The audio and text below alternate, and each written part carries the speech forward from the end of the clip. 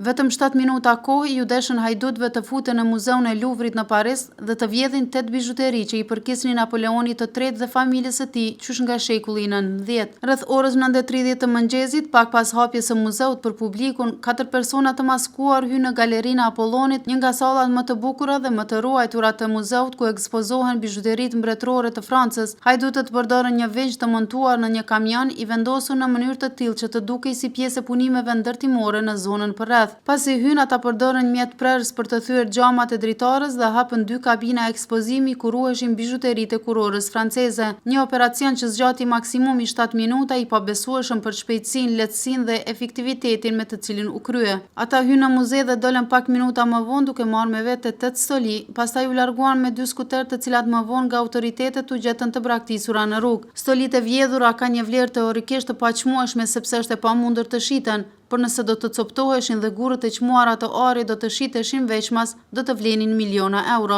Grupi volli me shpejtësi 8 sende, ndërsa e 9-ta kurora që i përkiste Eugjenis, grua së Napoleonit të III, u gjet aty pranë pasi u hodh nga hajdutët ndërsa iknin tha ministria. Galeria Apollonit, salla ku ruheshin disa nga bijuteritë më të rradha të Francës, përfshir kurorën e Eugjenis, vathët e safirit të mbretëreshes Hortense dhe byzyliqet të çmuara të dinastive mbretërore. Grabitja në Louvre, i cili është muzeu më i vizituar në botë me 8.7 milion vizitorë vetëm në vitin 2024, ka tronditur vendin duke shkaktuar një reagim të shpejtë nga ministrat e qeverisë, të cilët mbretën në vendin e krimit brenda disa orëve.